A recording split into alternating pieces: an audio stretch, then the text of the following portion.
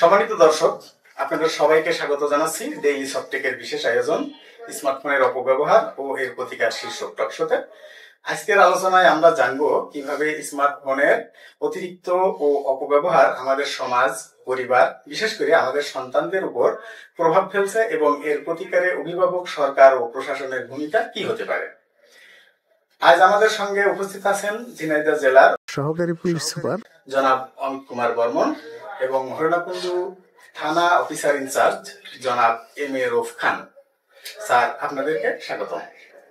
Smartphone এখন আমাদের জীবনের অবিচ্ছেদ্য একটি অংশ হয়ে উঠেছে, তবে এর অপব্যবহার সমাজের জন্য একটি বড় চ্যালেঞ্জ হয়ে দাঁড়িয়েছে। আপনার দৃষ্টিতে স্মার্টফোনের অতিরিক্ত ও অনিয়ন্ত্রিত ব্যবহারের কারণে সবচেয়ে বড় কি কি সমস্যা তৈরি হচ্ছে? আমি প্রথমে যাচ্ছি অমিত কুমার বর্মন স্যারের কাছে। ধন্যবাদ আপনাকে। প্রথমত একটা কথা বলতে চাই যে বিজ্ঞানের যে অবদান যেগুলো আছে সবকিছু আমাদের জীবনধারাকে স্মুথ করেছে। ইংলিশে একটা কথা আছে, there is no unmixed blessings in the world. মানে আপনি একচেটিয়া ভাবে কোনো কিছু আপনার ভালো করবে সায়েন্স, এটা আপনার হবে না, তার সাথে কিছু কিছু আপনার নেগেটিভ বিষয় চলে আসবে। Smartphone is like that.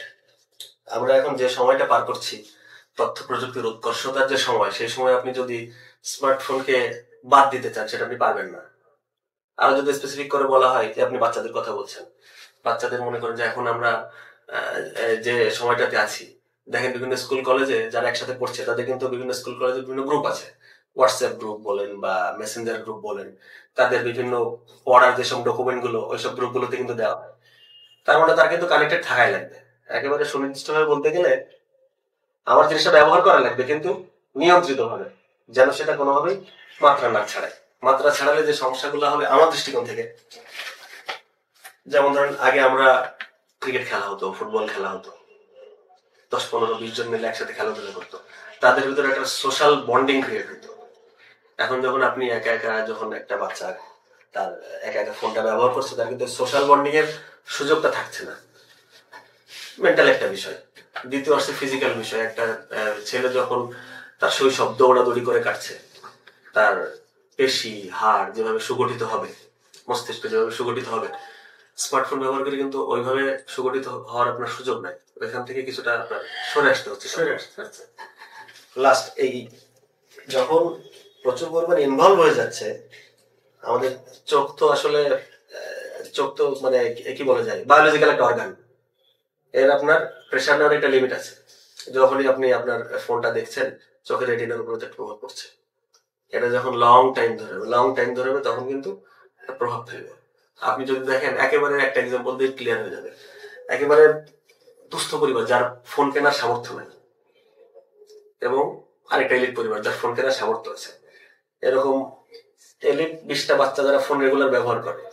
আর দুস্থ বলতেছে এই কারণে, কারণ যাদের মোটামুটি এখন ক্যাপাসিটি আছে তারা কিন্তু সবাই ফোনটা ব্যবহার করতেছে। এই জন্য বলছে যার ফোন কেনার ক্যাপাসিটি নেই এরকম 20টা বাচ্চা, এবং যার ফোন কেনার ক্যাপাসিটি এরকম 20টা বাচ্চা যদি দেখেন, 10 বছর পরে দেখেন যে এই 20টা বাচ্চার কিন্তু ম্যাক্সিমাম চশমা ব্যবহার করতে হবে তার, এবং এটা করছে। হ্যাঁ, এবং এটা রানিং কিন্তু ছোট ছোট বাচ্চা, তাদের মোটা মোটা হাই পাওয়ারের গ্লাস। আপনি দেখবেন যে প্রত্যেকটা বাচ্চা, দু একটা ব্যতিক্রম থাকতে পারে, 2-1টা বাচ্চা ব্যতীত প্রত্যেকেরই কিন্তু হয় কম্পিউটার সে লং টাইম দেখছে, অথবা ফোন সে লং টাইম দেখছে, যার কারণে এটা কিন্তু এফেক্টেড হয়ে যাচ্ছে।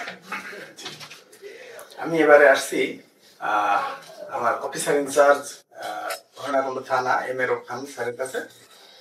বিশেষ করে অনলাইনে জুয়া আমাদের যুব সমাজকে ধ্বংস করে দিচ্ছে। এছাড়া সোশ্যাল মিডিয়ার মাধ্যমে যে অনৈতিক সম্পর্কগুলো তৈরি হচ্ছে, তাতে অনেক পরিবার ও সমাজ ধ্বংসের পথে যাচ্ছে। এ ব্যাপারে আপনার মতামত কি? ধন্যবাদ আমাকে কথা বলার সুযোগ দেওয়ার জন্য। যে বিষয়টা উপস্থাপন করেছেন, আসলে এটা অত্যন্ত জটিল রূপ ধারণ করছে। আমি এই পরিসর থেকে যেটা দেখছি, প্রতিনিয়তই আমাদের কাছে যে অভিযোগগুলো আসছে সবগুলো এই সাইবার সম্পর্কিত। অর্থাৎ একসময় সম্পর্ক ছিল, সেই সময় কোনো ভুলের যে প্রমাণগুলা সে সংরক্ষণ করছে, পরবর্তীতে সেই প্রমাণগুলা ওই একটা খারাপ দিকে আমাদের সমাজ হচ্ছে। প্রতিনিয়ত আমাদের কাছে যে অভিযোগগুলো আসে এই সাইবার সংক্রান্ত, বেশিরভাগই হচ্ছে কিছু নোংরা বিষয় আছে। এই নোংরাগুলা সবগুলোই কিন্তু আমাদের এই স্মার্টফোনের কারণে হচ্ছে।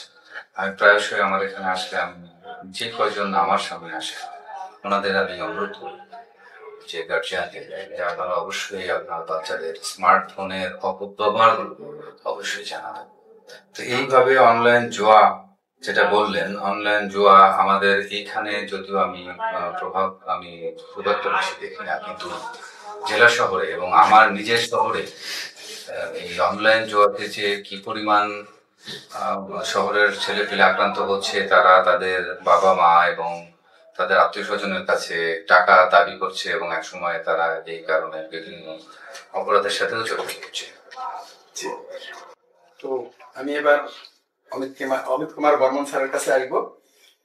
স্মার্টফোন আমাদের একটা ইতিবাচক প্রভাব আছে, তবে এর নেতিবাচক প্রভাবটা কিশোর কিশোরীদের ক্ষেত্রে এই আসক্তি লেখাপড়া, মানসিক এবং সামাজিক জীবনে কি ধরনের প্রভাব ফেলতে পারে?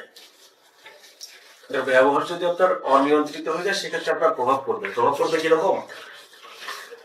সাপোজ আপনি সুনির্দিষ্ট ভাবে বলি, তাহলে বোঝাতে সুবিধা হবে। সাপোজ আপনি 3 ঘন্টা লেখাপড়া করলেন, একটা আপনি 3 ঘন্টা লেখাপড়া করলেন, এর ভেতরে যার কাছে ফোন আছে, বাস্তবিক জীবনে আমরা দেখি যে 10 মিনিট ফোনটা ব্যবহার করলো, 20 মিনিট পড়লো, আবার আধা ঘন্টা ফোনটা ব্যবহার করলো, আবার 30 মিনিট পড়লো। এখানে মূল সমস্যা কোন জায়গায়? যখন আপনি আধা ঘন্টা ফোনটা দেখবেন, আপনার ব্রেন কিন্তু একটু টায়ার্ড হবে, ব্রেন একটু বিজি হবে, টায়ার্ড হবে। তখন ওই মুহূর্তে কিন্তু আপনার লেখাপড়াটা ঠিকঠাকভাবে ব্রেনে ঢুকবে না।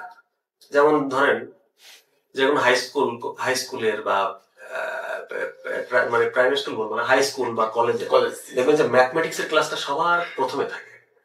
ম্যাথ ক্লাস কিন্তু কখনো দেখবেন না যে লাস্ট পিরিয়ডে ম্যাথ ক্লাস হয়, ওই সময় সবার মস্তিষ্ক ঠান্ডা থাকে। Right, that is the point. First পিরিয়ডটা কিন্তু সবসময় ম্যাথ দিয়ে শুরু হয়, কারণ ওই সময় ব্রেনটা কুল থাকে।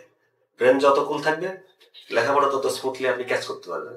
তো যে 20টা মিনিট ফোন চালাচ্ছে, আবার 10 মিনিট পড়তেছে, আবার 10 মিনিট ফোন চালাচ্ছে, 20 মিনিট পড়তেছে, সে 3 ঘন্টা পড়লে আলটিমেটলি পড়া হবে 1 ঘন্টা। এইখানে হচ্ছে বেসিক যে শুভঙ্করের ফাঁকিটা এখানে আছে। তো কাজে আপনি ফোন চালানোর পরে একসাথে করতে পারবেন না। এটা আসলে আপনি পরিশ্রম যতটুকু করবেন তার ফলাফল অতটুকু পাবেন না, সম্ভব না।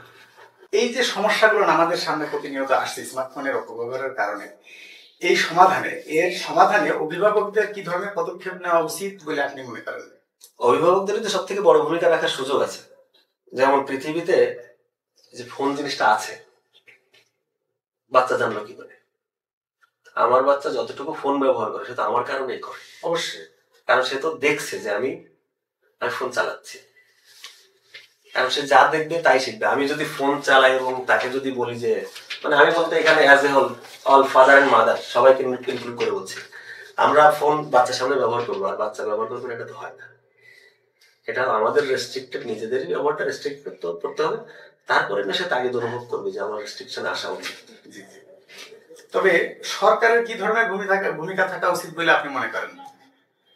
সরকারের খুব একটা ভূমিকা রাখার সুযোগ আছে বলে আমি মনে করছি না। কারণ কি, সাপোজ আপনি সরকারিভাবে যেটা করতে পারেন, বিভিন্ন সাইট আপনি ওয়েবসাইট বন্ধ করে দিলেন, সেটাকে ভিপিএন দিয়ে চালানো যাচ্ছে না? অবশ্যই। তার মানে সরকারের তো আপনার ভূমিকা রাখার, আমি বলবো যে সুযোগ নাই এখানে যা ভূমিকা রাখার গার্জিয়ানকে রাখতে হবে, এবং শুধুমাত্র গার্জিয়ান। তবে যেহেতু এই আমাদের 18-র নিচে কিশোর কিশোরীরা বিভিন্ন রকমের সাইবার অপরাধের সাথে জড়িয়ে যাচ্ছে, সেই ক্ষেত্রে আইন প্রয়োগকারী সংস্থা যেটা, আপনারা কি ধরনের ভূমিকা নিতে পারবেন এখানে? সেটা যদি সাইবার অপরাধের কাতারে পড়ে, এখানে 2 ধরনের ব্যবস্থা নেওয়া আছে বেসিক্যালি। একটা হচ্ছে আপনার সচেতনতামূলক, দ্বিতীয়টা হচ্ছে যদি কোনো অপরাধ সংগঠন হয় সেই ক্ষেত্রে যদি এটা অভিযোগ আসে তার ভিত্তিতে আসলে আইনগত প্রক্রিয়াটা হবে। কিন্তু এখানে সচেতনতামূলক বিষয়টাকে আমি বেশি প্রাধান্য দেবো। কি জন্য? সাপোজ মনে করেন যে অনলাইনে আমরা বিভিন্ন সফটওয়্যার দেখছি যারা কিনা 2-4 মাস 5-6 মাস বেশি মুনাফা দেওয়ার কথা বলে তারা ইনভেস্টমেন্ট হিসেবে টাকাটা নিচ্ছে, কয়েক মাস দিচ্ছেও, তাতে আরো তাদের গ্রাহক বাড়তেছে। 2-4 মাস পরে দেখা গেল যে মোটামুটি একটা হ্যান্ডসাম অ্যামাউন্ট হয়ে গেলে তারা কিন্তু ওই সাইটটা ক্লোজ করে দিচ্ছে। অজস্র নজির আছে। তো ভাই, জীবনটা তো সহজ না যে আপনি একটুখানি ইনভেস্ট করে দিলেন আপনাকে অনেকগুলো পয়সা দিয়ে দিল, তাহলে তো ধনী লোকের আর কাজ করার দরকার হবে, তারা ইনভেস্ট করে রেখে দিত। তো প্রথমেই বিচার বিশ্লেষণে আসতে হবে যে আমাকে যে লোকটা দেখানো হচ্ছে এটা আসলে লজিক্যাল কিনা।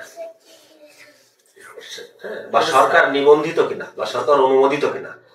যদি সেটা অনুমোদিত না হয় সেটা কয়েকদিন পরে থাকবে না, সহজ হিসাব। এটা সবার একটু কমন সেন্স প্রয়োগ করতে হবে। আর বাচ্চারা তো অনেক কিছু বুঝবে না, এই ক্ষেত্রে মূলত আমরা যারা গার্জিয়ান আছি তাদেরই মেইন তাদের দিক নির্দেশনাটা দিতে হবে। জনাব এম এ রফ খানের কাছে জানতে চাচ্ছি যে শিশু কিশোর এবং অভিভাবকদের জন্য আপনার শেষ পরামর্শটা কি? আসলে অভিভাবক এবং শিশু কিশোরদের জন্য পরামর্শ খুবই গুরুত্বপূর্ণ বিষয়। অভিভাবক যারা আমরা আছি আমাদেরকে আমি কিছু অ্যাপস দেখেছি যেগুলা ওই বাচ্চাদের যারা মোবাইল ব্যবহার করে ওখানে যদি ইনপুট করা থাকে তো উনি ওখানে যে কাজটা করবে সেটা আপনার মোবাইল, তো এটা একটা ব্যাপার থাকে, এইভাবে কন্ট্রোল করা যায়। আর অভিভাবক হিসেবে যখন আমি যেমন আমার বাচ্চাদের যখন কন্ট্রোল করবো, আসলে যখন বাচ্চা বলবে যে আমি তো মোবাইল ছাড়া খাবো, মোবাইল এখন ছোট বাচ্চা সে মোবাইল ছাড়া খাবে না, এখন মোবাইলটাও তাকে দেখাতে হবে। কিন্তু ওই সময় স্যার যেটা বললেন, স্যারের সুরে ওই সময় যদি তাকে ওই ধর্মীয় বিষয়গুলো দেখানো হয়, তাকে মোবাইল দেখানো হলো কিন্তু মোবাইলটাতে ধর্মীয় বিষয়টা দেখানো, ধর্মীয় শিক্ষামূলক যে অনেক ভিডিও আছে সেগুলো দেখানো, তাতে ওই বিষয়টার উপরে সে কিন্তু আসক্তি আসবে। তো এইভাবে আমরা যারা অভিভাবক আছি তারা ধর্মীয় বিষয়টা বাচ্চাদের মধ্যে স্প্রেড করতে পারি। আবার শিশু কিশোর যারা আছে এখন যারা উঠতি টিনেজার আমরা যেটাকে বলি, যারা এক সময় আমাদের একটা দেশের হাল ধরে, এই টিনেজার তারাও যদি এই মোবাইলটার সঠিক ব্যবহারটা বুঝতে পারে। মোবাইলটা তো অনেক প্লাস এবং মাইনাস আছে, যেমন আমি বলে থাকি যে আজকে এই টেকনোলজি আছে বলেই কিন্তু আমার ছেলেটা ফ্রান্সে আছে, আমার ভাইটা ইটালিতে আছে, আমার মেয়েটা আফ্রিকাতে আছে, 1 মিনিটে দেখছি। এবং আমি কোথাও গিয়েছি সেটা আমি আমার 5,000, 10,000, 20,000 বন্ধুকে আমি 1 মিনিটের মধ্যে দেখাতে পারছি যে আমি এই জায়গাটাই আছি। আমার কোনো অসুবিধা হয়েছে, কোনো অ্যাক্সিডেন্ট হয়েছে, সেটাও কিন্তু আমি খুব দ্রুত দেখাতে পারছি। এই যে একটা প্লাস পয়েন্ট, এটা কিন্তু এই টেকনোলজির জন্য সম্ভব হচ্ছে। এই বিষয়টা যদি স্কুলের মাধ্যমে, কলেজের মাধ্যমে, একটা ক্লাসের মাধ্যমে যদি বাচ্চাদের মধ্যে স্প্রেড করা যায়, শুধু অভিভাবক আমরা যেমন আছি, আমরা অভিভাবক বললাম কিন্তু ক্লাসে তাকে বলা হচ্ছে না ওই বিষয়ে, কলেজে তাকে বলা হচ্ছে না ওই বিষয়ে, তাহলে সে কিন্তু এটা একসময় ইগনোর হয়। আমরা যখন বলছি, ক্লাস তাকে বলছে, আশেপাশে যারা আমরা অন্য গার্জেন আছি, যেমন আপনার সন্তানের কাছে আমি গার্জেন যখন যাচ্ছি, আমার সন্তানের সামনে আপনি গার্জেন যখন আসছেন, সবাই যদি এই শিশু কিশোরদের মধ্যে ধর্মীয় বিষয়গুলা স্প্রেড করার চেষ্টা করে এবং টেকনোলজির সঠিক ব্যবহারটা সম্পর্কে প্রতিনিয়ত আলোচনা করে, আমার মনে হয় যে একসময় আমরা এই যে একটা বাতাস খুব একটা ভালো না, আমরা এই জায়গায় বসলে আমরা দেখতে পাই যেটা কন্টিনিউয়াস বাতাসটা ভালো না, এই বাতাসটা তখন আস্তে আস্তে পরিবর্তন হবে। একটা সমাজ কিন্তু একদিনে পরিবর্তন হবে। আর এই টেকনোলজিটা দ্রুত আসছে, এটার ব্যাড এফেক্টটা দ্রুত চলতেছে। এই ব্যাড এফেক্টটা দূর করতে হলে আমাদের প্রচুর পরিমাণ পরিশ্রম করতে হবে। এই পরিশ্রমের মধ্যে যেমন আমরা অভিভাবক থাকবো, সেরকম সাধারণ মানুষ থাকবে এবং আমার স্কুল কলেজ থাকবে, সবার সম্মিলিত প্রচেষ্টাই কিন্তু এই আপনার কিশোরদের এই খারাপ একটা যে এফেক্ট সেখান থেকে বাঁচাতে পারবে। আমার বাংলাদেশ বা অন্য দেশ যেটাই বলেন না কেন, তখন আমরা সঠিক সফলতা। ধন্যবাদ ধন্যবাদ স্যার আপনাদেরকে আমাদের সময় দেওয়ার জন্য। সুপ্রিয় দর্শক, স্মার্টফোন আমাদের জীবনের অংশ, কিন্তু এটি ব্যবহারের ক্ষেত্রে আমাদের আরো দায়িত্বশীল হতে হবে। সবাইকে সচেতন থাকার আহ্বান জানিয়ে আমি সাইদুর রহমান বিদায় নিচ্ছি। দেখা হবে পরবর্তী পর্বে। ততক্ষণ ভালো থাকুন, সুস্থ থাকুন, আর আমাদের কমেন্টে আপনার মূল্যবান মতামত জানাতে ভুলবেন না। ডেইলি সফটেকের পক্ষ থেকে সবাইকে ধন্যবাদ। ঈদ মোবারক।